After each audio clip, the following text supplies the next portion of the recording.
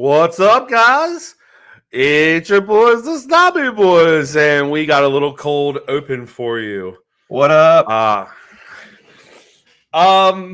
So can we talk about Man United just real quick? Briefly. The fact that the Journos are going bonkers over Højlund, scoring 4 goals in 4 matches. Come on. Congratulations, y'all have won 2 matches in a row. Woo! You moved up to 6th place. Congratulations, Man U. Woo! We're so excited for you. On that note, welcome to the Snobby Boys!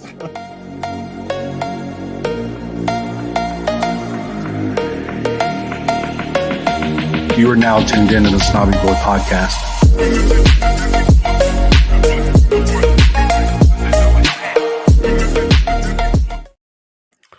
All right, everybody, welcome to the Snobby Boy podcast. I am Colby. That's Joe, my big Sasquatch friend. That's me, the biggie. They like to call me Biggie sometimes with my Everybody, right? Everybody, welcome to the show. Thanks for tuning in. We've got quite an episode for you guys. We are going to be covering the Burnley match. We're also going to be going into tomorrow's match against Brentford. But before we do that, make sure that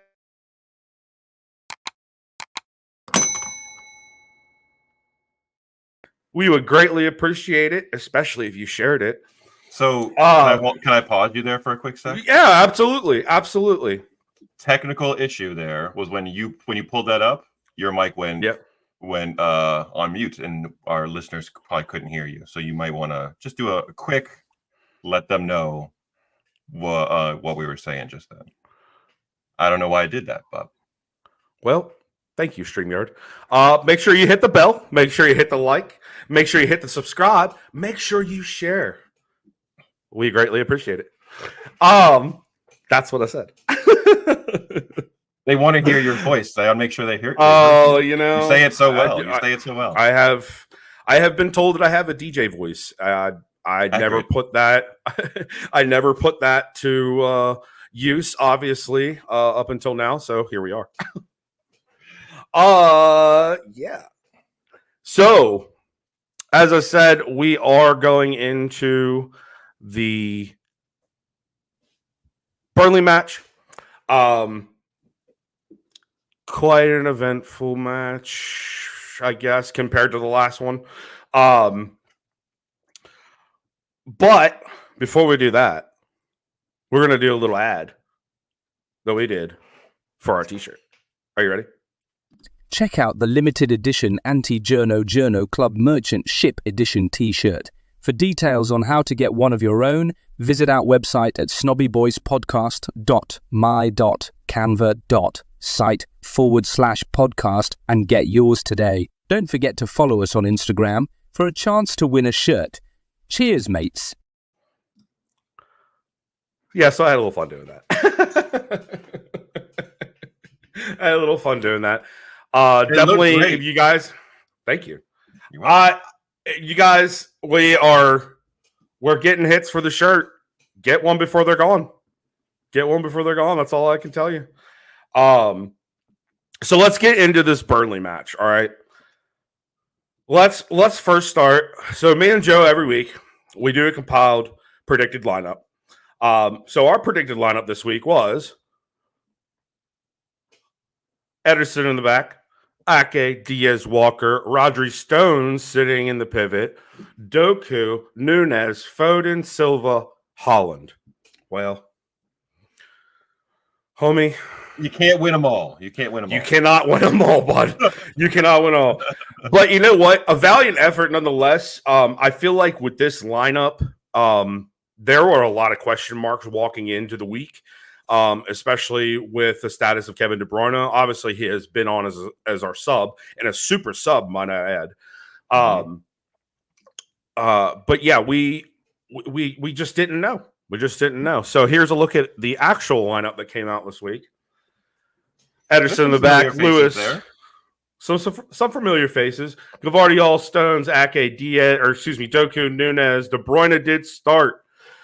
We'll pull that one up one more time. Foden, Rodri, Alvarez. Can I just tout on the fact that we have a massive bench? Absolutely massive. It's quality. No matter who's starting, you take a peek over at the bench now that everybody's healthy and good to go. It's deep. It is deep. Like we love that. We could honestly have a third and fourth team mixing it all around. Compared to most other teams where they barely got a second. And I don't mean to be so gaudy in my gloating of our club, but all in the same, guys. Like other teams aren't running that shit out. I'm sorry, they're not. No, they're not having a bench like that. This goes into money well spent. This goes into knowing how to spend your money. This goes into scouting. Mm-hmm. It's a must. You don't have it, you're not going to grow. So real quick, we're going to do a cool little video brought to you by way of Manchester City.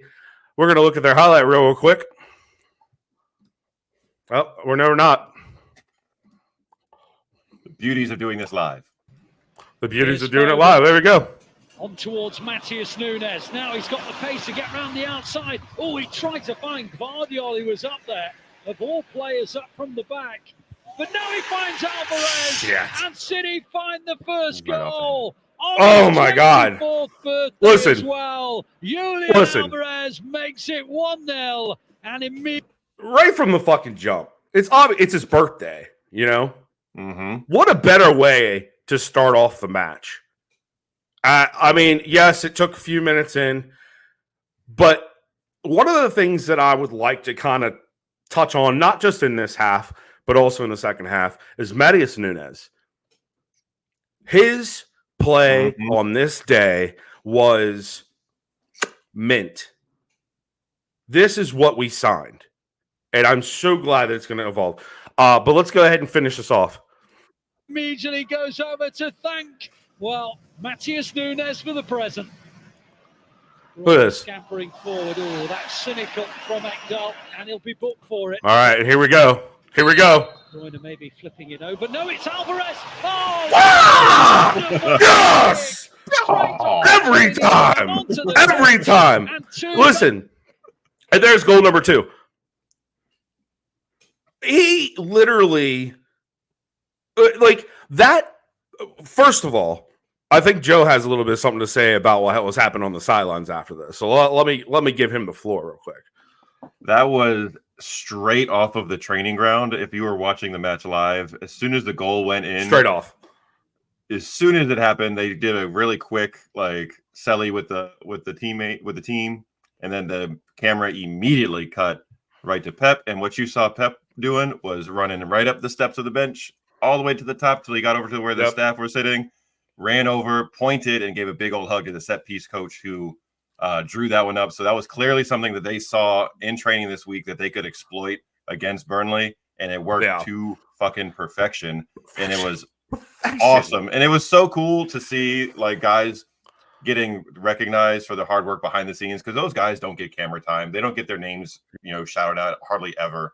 So to see Pep go up there and intentionally, I know that he's aware that the camera follows him, so he knew going up there was going to get him some shine. And then throughout the rest of the match, they showed it that's the same set piece coach a few times, so to shout him out and give him props. So that was dope, and it was perfectly executed. They lined it up nicely, and Kevin put the perfect weight on that for Jules to finish. Like you said, absolutely mint. It was fucking mint. So and also.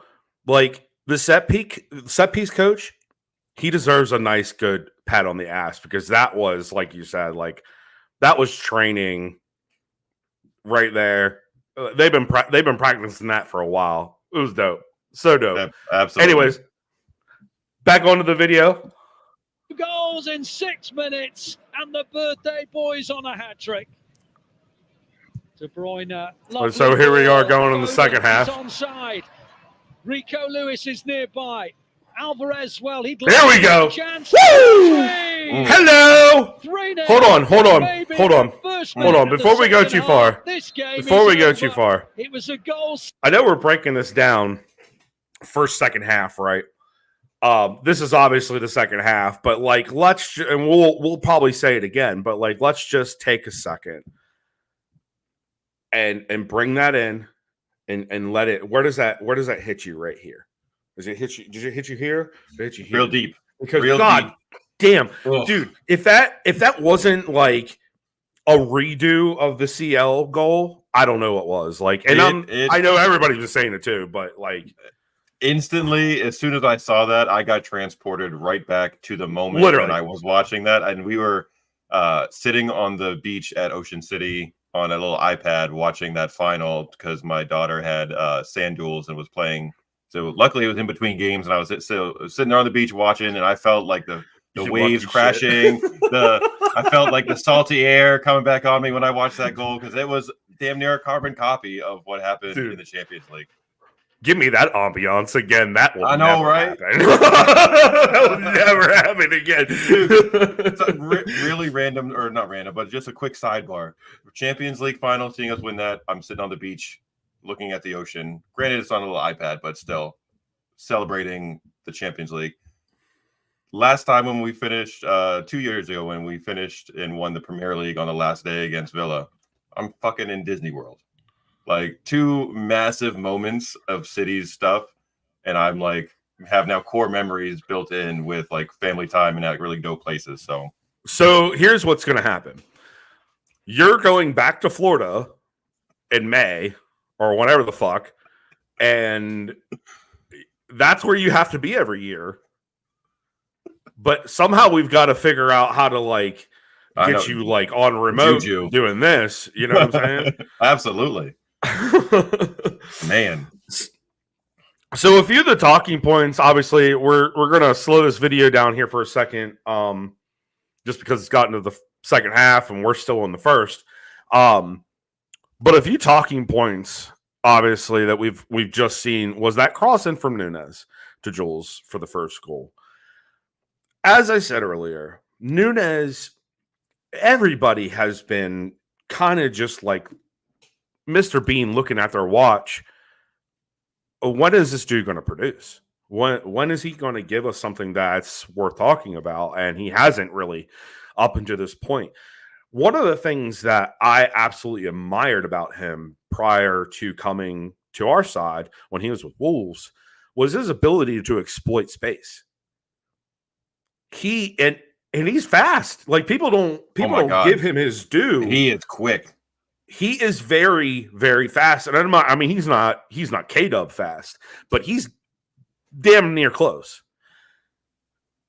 If it wasn't for his play a lot in the first half and even going into the second half, I don't think a lot of these goals would have been even on the table.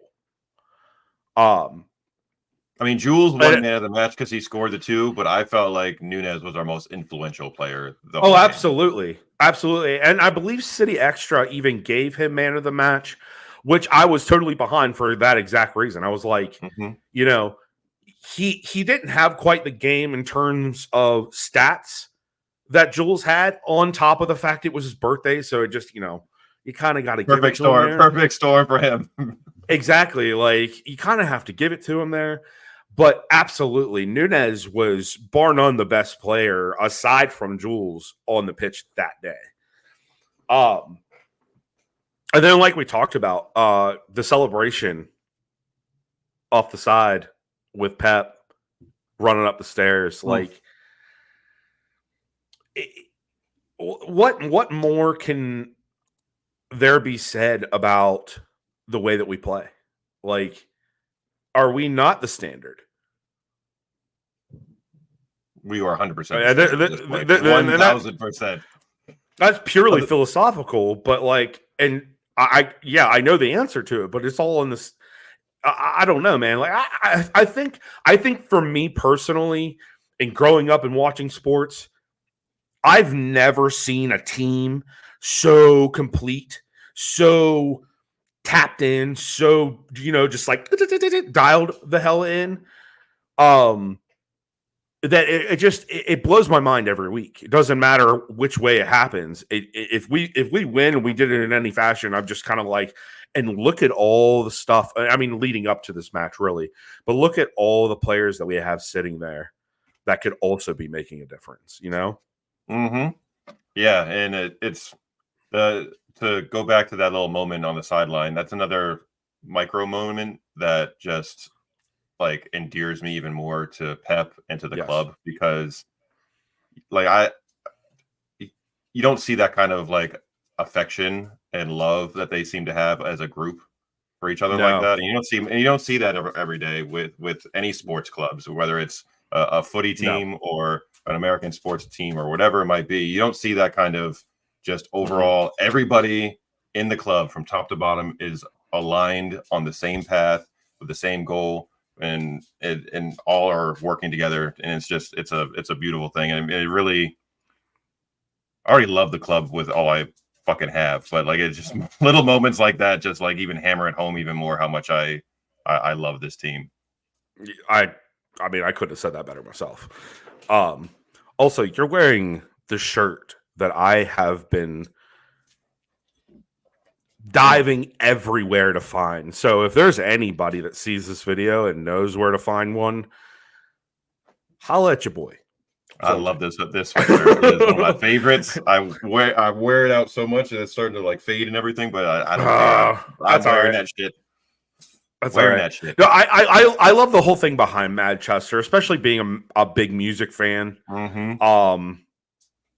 The music that comes out of the Manchester scene is born on some of the best in the world. One of my favorite bands, I mean, they're all technically from London, the 1975, but their studio is in Manchester, and everything that's coming out of their record label, all the other underground music that's coming out of that town, like if you're a big music fan, go check out the Manchester music scene.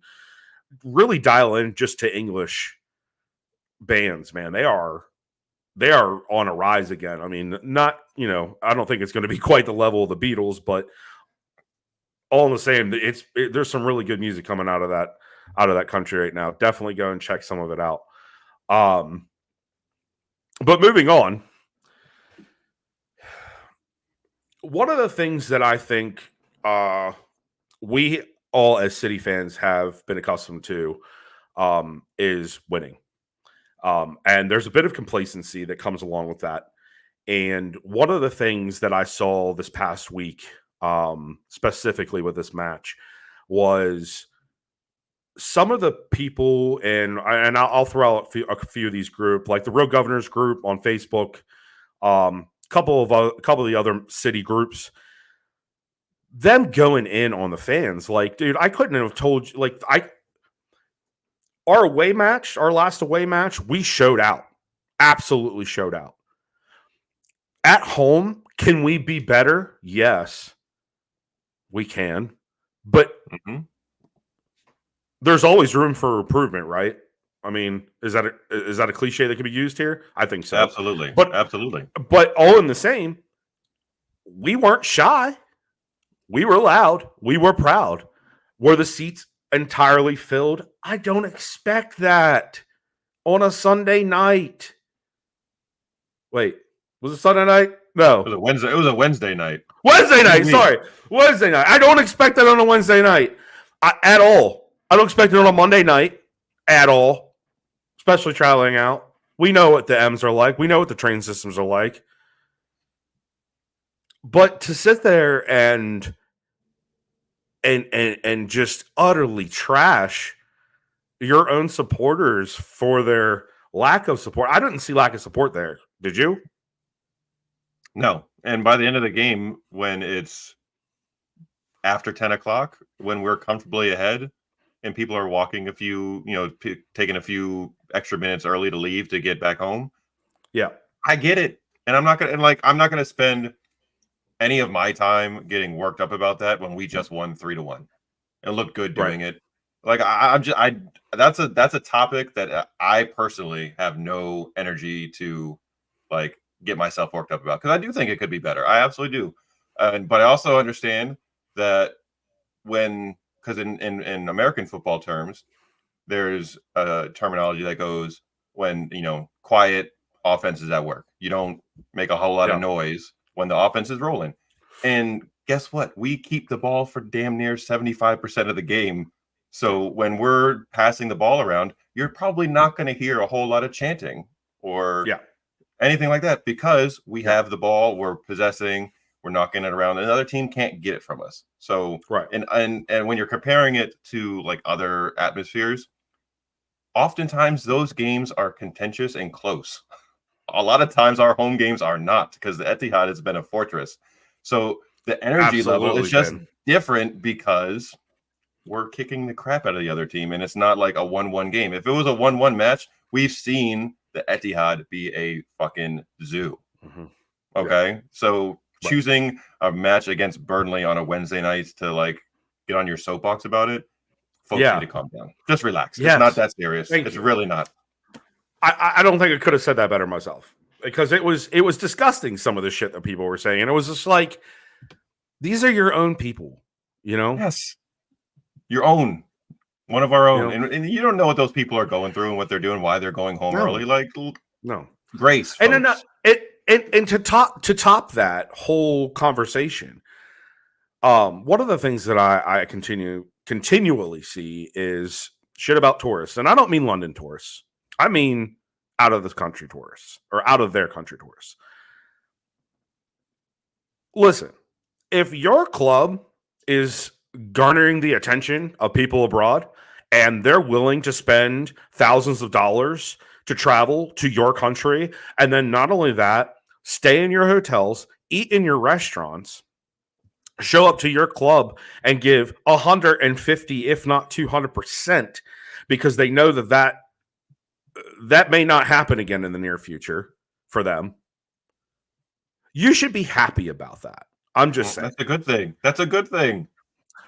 Club growth is necessary in order to create revenue, in order to be able to have the type of star power that Manchester City have. Plain and simple. It's not really rocket science. And I know that, I don't mean to go off on a mean rant or a tangent, but all in the same, financial literacy needs to be put into education, because I don't think people understand what it takes for these clubs to move up. Like, yes, we're City, but I'm talking about clubs like Coventry City. I'm talking about clubs like Middlesbrough. I'm talking about clubs like Wrexham. I mean, they're a little bit different considering they have Ryan Reynolds and Rob McElhenney, foot in the bill, but they understand how to move money. And if that's a fucking problem, if people have a problem with people making money and turning it into the club, I think people are so used to the way that like United did it all the way through the 90s and 2000s, and they feel like that's the tone. And because we are quote unquote oil money, because we have a source of money to be able to do a lot of the stuff on top of the media teams that have perpetuated this club out to the world. I just don't understand the gripe at the end of the day. I think it's really petty, would probably be the word I think best describes that. Do better. Everybody do better. Gatekeeping. Everybody love everybody. Come on, Jackie Moon up in this bitch. Yeah, man. Listen, if I pay my dues and I pay for that ticket and I wear your color, treatment should be the same, and unless I prove otherwise. You know what I'm saying? Treat people accordingly. But I digress, as I do in most episodes. We're going to take a short little break here for about 30 seconds, leave you a little halftime video, and then we'll come back, finish up the second half, and then we'll get into our match ahead against Brentford at G-Tech Community Stadium.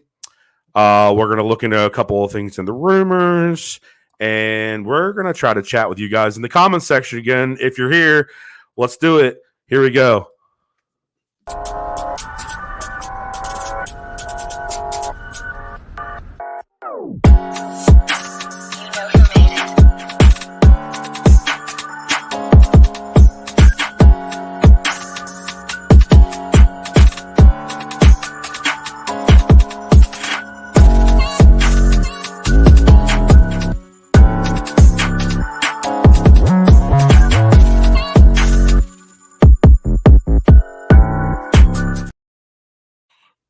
Yeah, I saw you popping your head to that.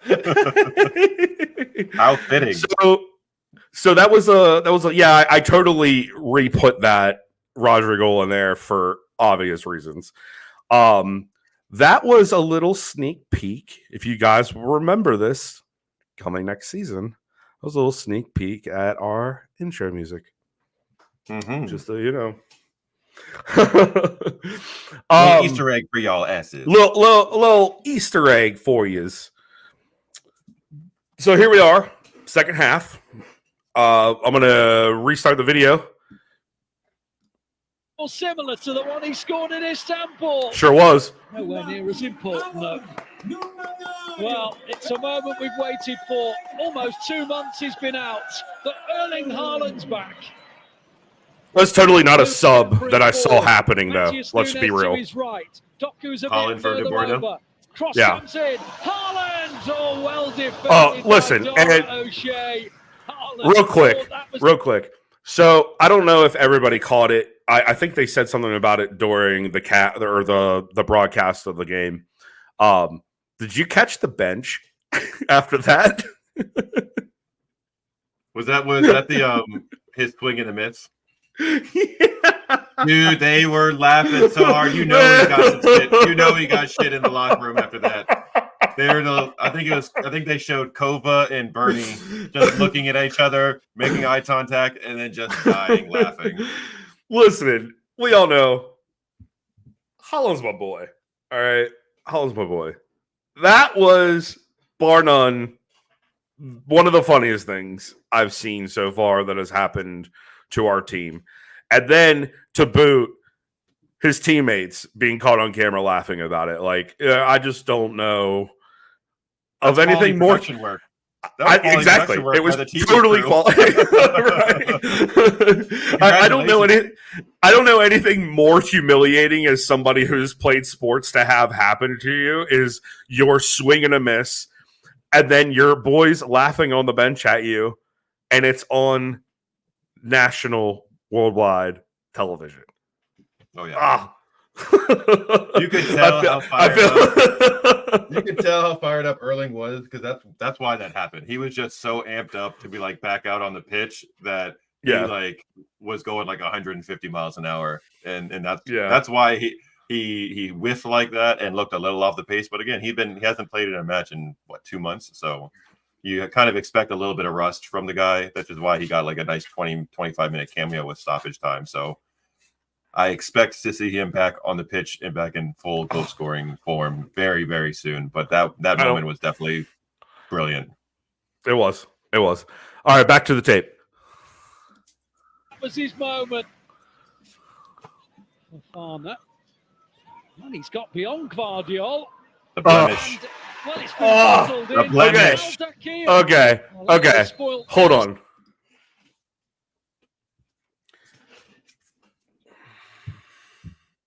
See, listen. What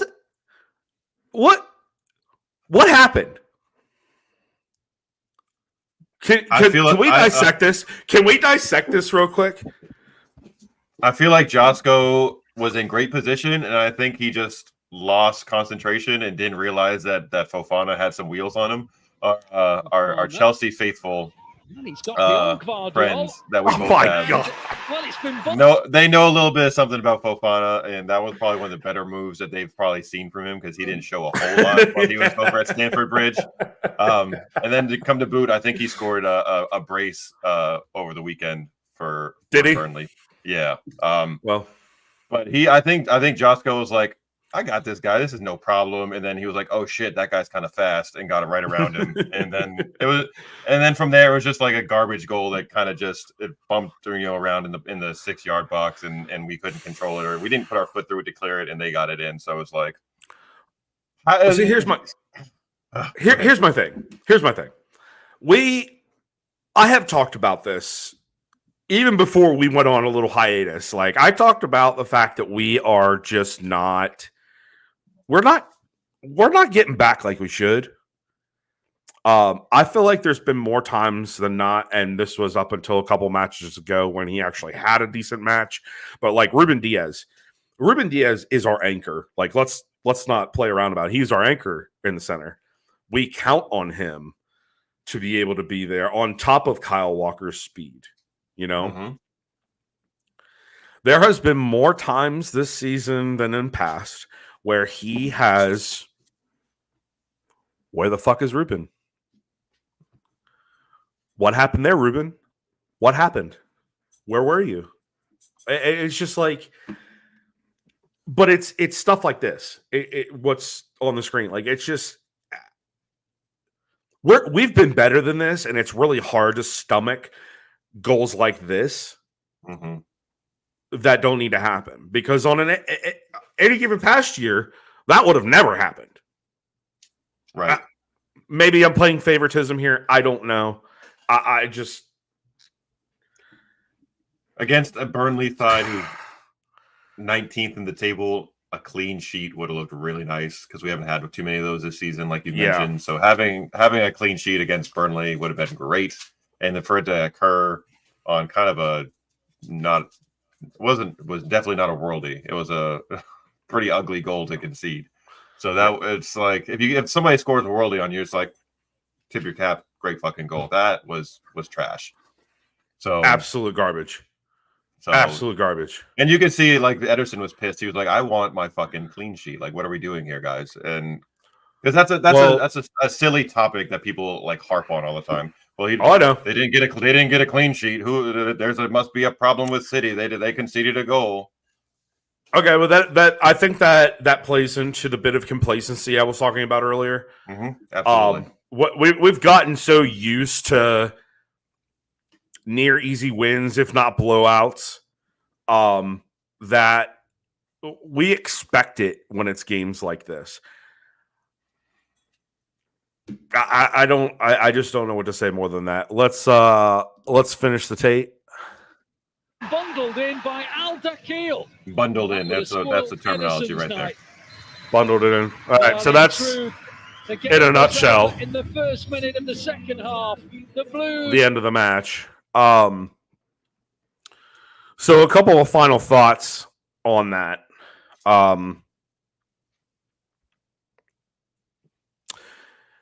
Let's talk about Eddie getting a yellow for Rico. Go ahead. I'm 100% Ederson every fight. You fuck with my boy like that, guess what? I'm sorry, that was Rodri, wasn't it? It was Rodri that pushed him back, wasn't it? It started with their Burnley dude pushing Stonesy to the ground. Then Rico came over and was like getting up his grill, and then the guy pushed Rico, and that's when Eddie came in to defend Rico. Must have another time in my head. Regardless, I'm that guy, okay? Totally that guy. I love the camaraderie that we have as a team. You just don't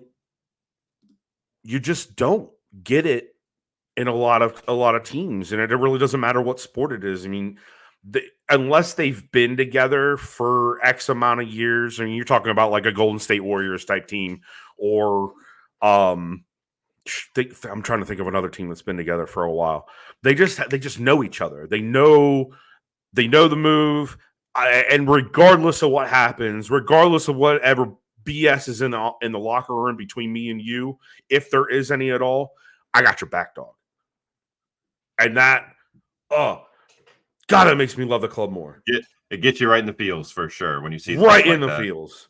Right in the feels. And if I'm a manager and my player gets a yellow card because they're they're defending their teammate in a way like that, I'm never going to be upset about something like that. Like if you're sticking up for your teammate, especially because it's Rico. He's younger, he's a little smaller, and he tends to get picked on by other clubs when with it being late fouls, shoving. They think they can pick on him, and I especially love that out of my keeper who's going to step in and be like, nah, this is what we're not going to do, is try to bully my little buddy Rico. So literally get back. Youngest guy on there, and you're going to go fuck with him? Of all and people? Little. Like, come on. Like, that's such a pansy move. I'm sorry if that's literally not proper terminology anymore. But like that's just, it's not like you're picking on the little guy. So I think for next week, if we have any happens like that, anything happens like that, I'm gonna get a little picture and we're gonna nominate him as the bitch of the match award. Is that cool? There we go. I feel like that could be a good thing. Yeah, bitch of the match. Yeah, okay, we're gonna do that.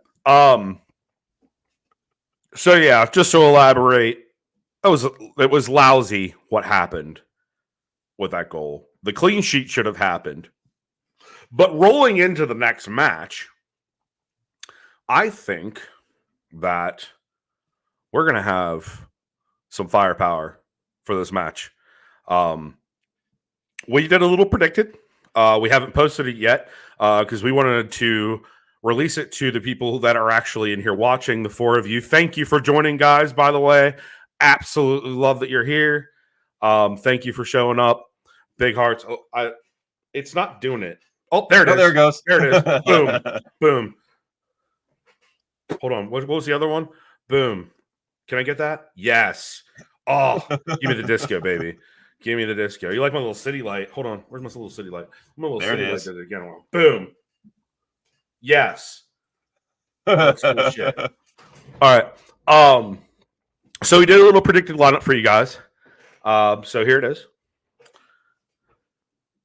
Eddie at the back. Yasko, Ake, Diaz, Walker, Rodri at the pivot, Foden, Silva, Grealish, Alvarez, and Holland at the top.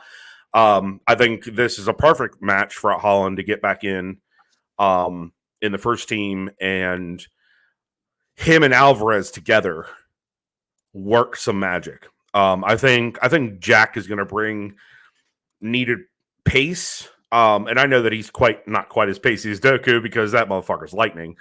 But I think that he's going to bring an equal or a balancing pace out having him start.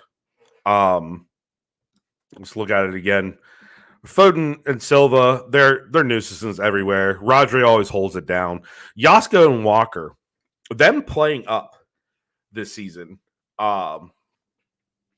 Specifically Walker, he's been typically our pivot. How do you feel with what we've put down, Joe? How do you feel we'll be playing more so in this match, given what we have up front and the work that Yasko and Walker have done this season as far as playing up? I think we're going to be in a very similar situation where we're controlling possession quite a bit, and they seem to really like having Kyle pushed very high forward on the right side, which creates the width to allow Bernie and Phil to kind of float and move where they'd like to. And we've had the luxury of having such quality defenders in the back to cover, and Kyle's got the pace to recover from a far run going forward, so he's always been able to get back, and I think that's great. I do think we don't have Kevin in there, and the thought process there is he did a full about 70 minutes midweek. Yeah, and I think they're still going to be looking to manage his minutes as much as possible. So if he does start like one match, I would imagine maybe the next one he might get a breather and be the super sub until he is fully ready to go. And I think Pep has said he's full and ready to go, but they've also been adamant that they're going to manage him a little bit more than they have in the past, which means he's probably going to, come in the second half to change things up a little bit. And I do think Holland's ready to go from the jump. Yep. And I think we'll see him back out there. My big thing with Holland, rushing him even still and giving him as many starts, especially with the way everybody's been playing, is the fact that he hasn't had time on with those guys, but moreover the fact I think he's still young. Emotions get high. Your adrenaline starts going when you get in. I'm scared of him overextending himself in some form or fashion. He has a track record predating us with Borussia where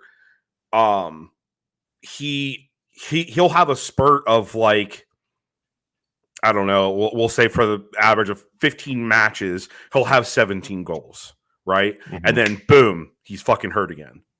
And that's what I don't want to see happen. Well, I want to see us be consistently healthy through the rest of the year. Is that possible? More than likely it's not. We're probably going to catch a couple of more knocks, and it's going to be in places that we need at the moment for that match coming up, whatever it may be. And that's just the way it goes. But I think with our physios, they do such a great job of trying to keep everybody so healthy that I think this is a possibility, a big possibility. So, any final thoughts on the match? I thought it was. We're going to start rephrasing this because typical City in the past has meant bottle jobs and breaking our hearts in every way possible. But since we've had Pep here, typical City has been dominating possession and winning. And that's pretty much what happened. So it wasn't the most electric, exciting game in the world. We came out with 3 points. We did what we had to do. And I thoroughly enjoyed watching once again. I love watching today. I'm excited for tomorrow. Ready to get back at it. Tomorrow. Ready to get back at it. Start making this chase. So if everybody hasn't seen, which I'm sure you have, you love your city as much as we do. We now, thank you to Arsenal, we have that game in our grasp, and we can go to the top of the table tomorrow if all things go well. So let's fucking go.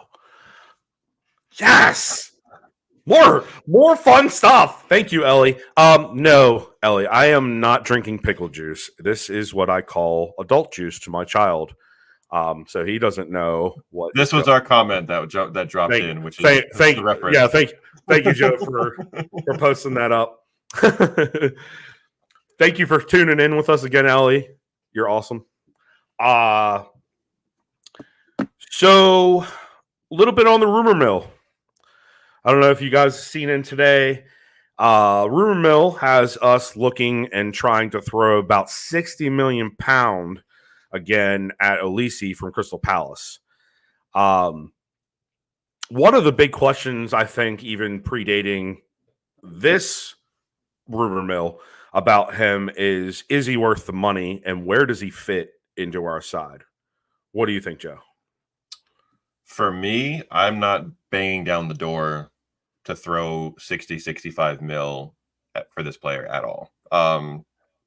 It's a luxury at this point. He plays midfield, and we are well stocked there currently with Kevin and Bernie and Phil and Nunez and Kova and Rodri, and we have some talent still that's not getting regular run yet. That is in Bob, who needs to get some time. He plays wing, but he can play across the four. Fucking love that kid. Fucking love that kid. And someone who we probably haven't thought about recently because he's out on loan is McAtee. He still, I think, has a role to play going forward, and he plays in that that 10 role as well. So I don't see the fit. He's a good player. I'm not trying to bang on the kid. He's 22. He's young. He fits the mold of a target for us. They're young. They're up and coming. He's pacey. He knows how to play the game. But I just don't see spending 60 mil at that position on that particular player. So for me, it's a no. But that's just me. I'm with you 100%. One of the things I do think that he brings is a lot of speed. Mm-hmm. However, as it stands right now, that's just not what we need up front. We have the speed. We have the coup de grace, the fucking Monte Cristo, the bee's knees of fucking speed right now. Would it be cool to have Olise all out on the right wing, counter Doku? Yeah. Is it worth $60 million? Give him to me at 40. Let us build his value. Mm-hmm. Ship him out in a couple years. I'm just saying. Yeah. Talking business.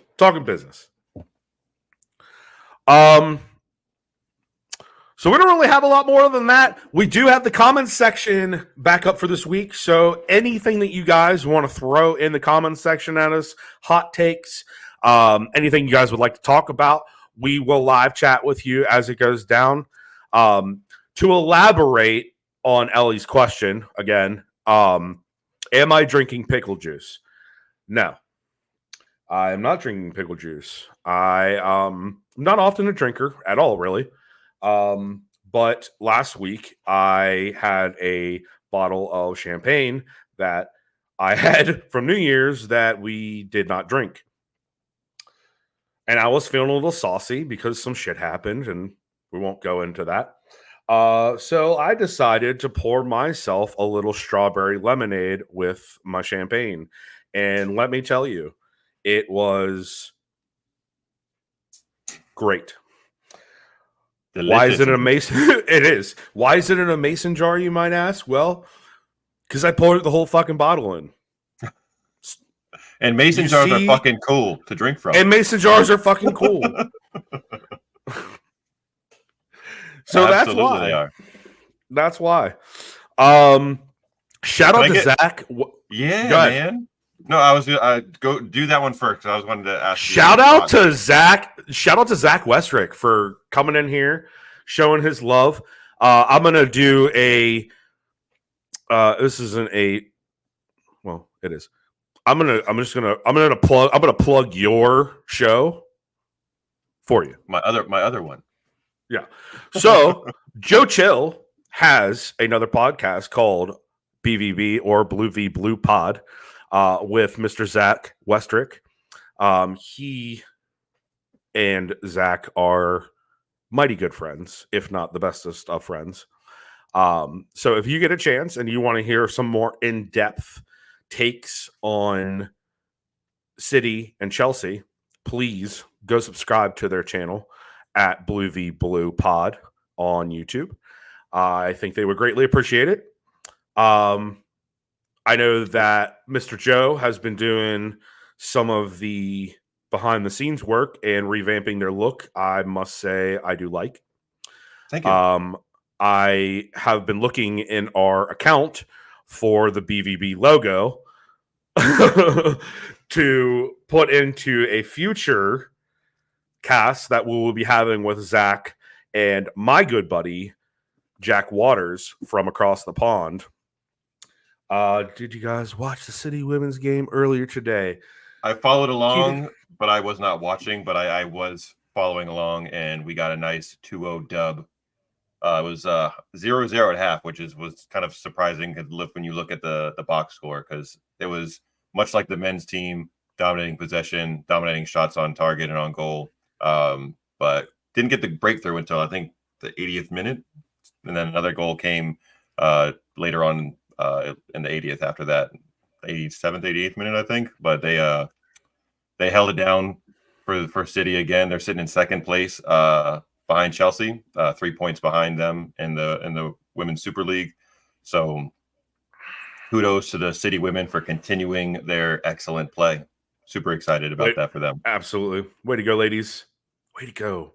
Listen, I'm going to be honest with you, even as a City Plus subscriber, your subscriber, I don't do as good of a job as I used to in watching all of our programs for City. I spent a lot of time kind of like trying to catch up on like EDS and stuff before the season hit from last season to kind of just see who may be, on the cusp.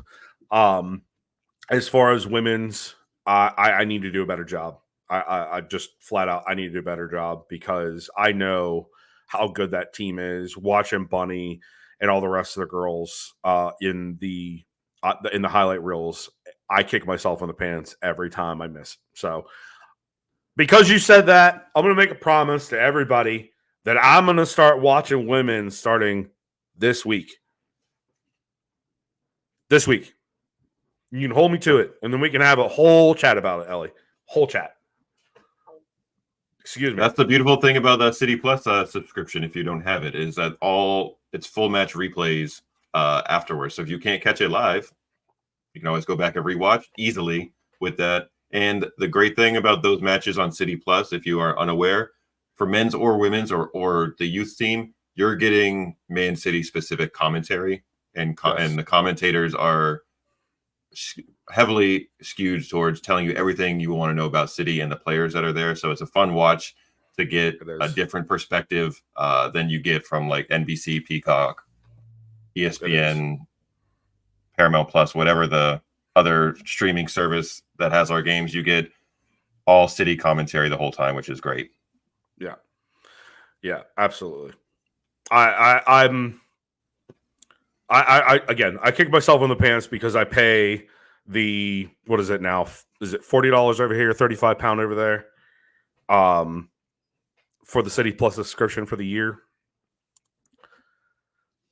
Yeah, somewhere around there. I think I do mine. I think mine's set up monthly still. I think it's like $3 or $4, which isn't much. Yeah, it's not in the grand scheme of things.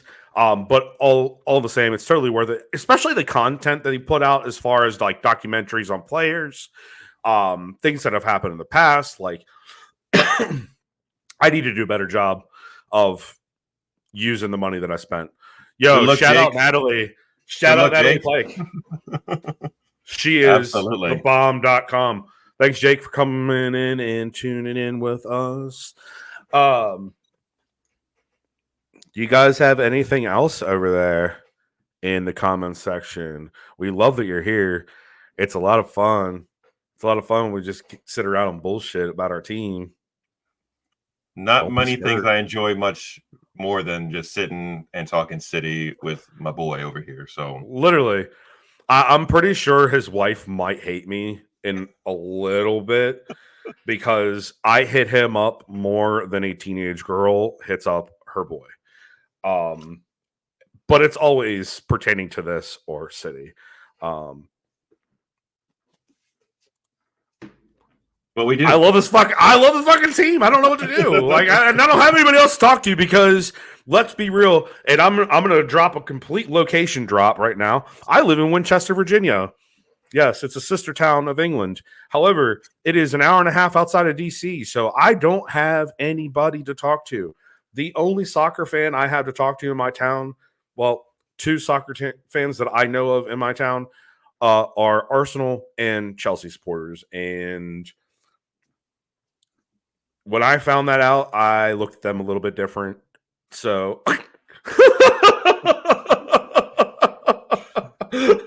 exactly. No, you have to a little bit, right? No, literally. So true shit. After we went to that, we went to the summer tour at FedEx, and they had all the clubs with their reps out there, like handing out shit. And, like, obviously, we're in our city blues, and they're literally trying to force it on us.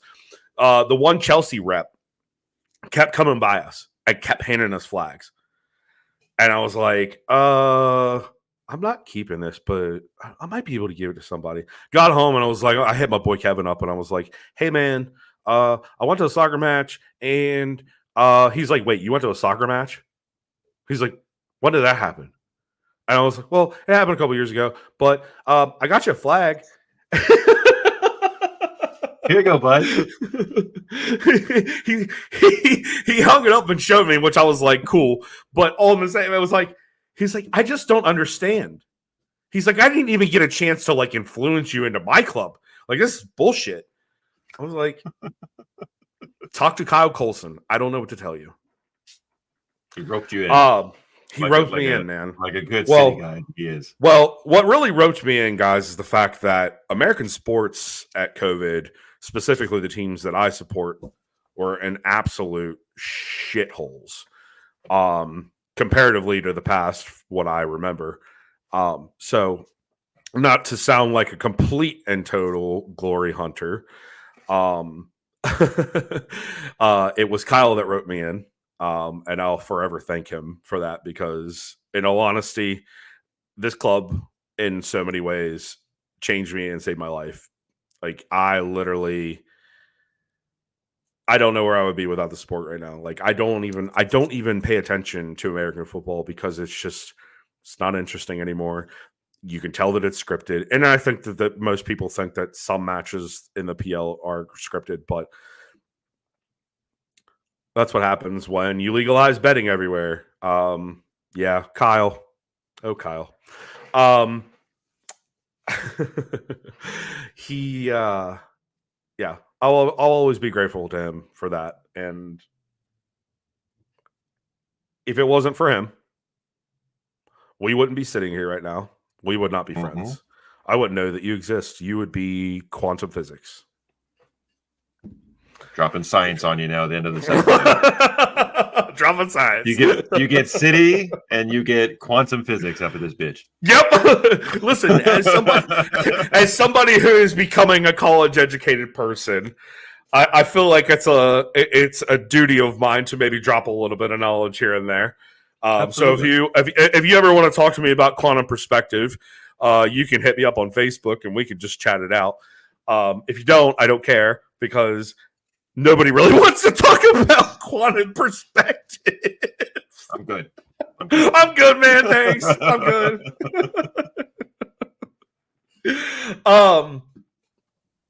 So not much in the comments section. I do appreciate the ones that have engaged with us. We will continue to do the comment section at the end of our shows. But to leave you guys off, I talked to Jack AI Grealish, and he decided he wanted to do a little promo for us. So for you guys, I present to you again the Anti-Journo Club ad. Yeah, old Jack here. Wanted to tell you what to check out the Snobby Boys limited edition Anti-Journo Club merchant ship edition t-shirt. For details on how to get one of your own, visit their website at snobbyboyspodcast.my.canva.site/podcast and get yours today. Forget to follow them on Instagram for a chance to win a shirt. Cheers, mates. That was fun, wasn't it? Isn't it? Isn't it? Y'all didn't know we had it like that, did you? We got connects. Listen, we got connects, and it usually comes with a subscription to Xfinity or your local internet to get it. So if you ever want to do it, you know how. You're welcome. You're welcome.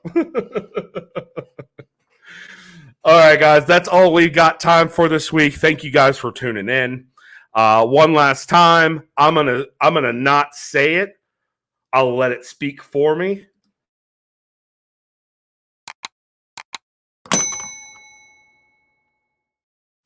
Make sure you do that for us. It would greatly help us going forward.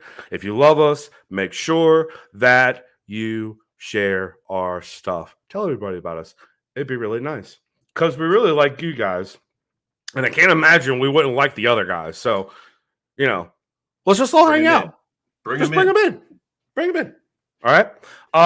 So with that final thought, I think I'm going to leave you guys with a little bit of...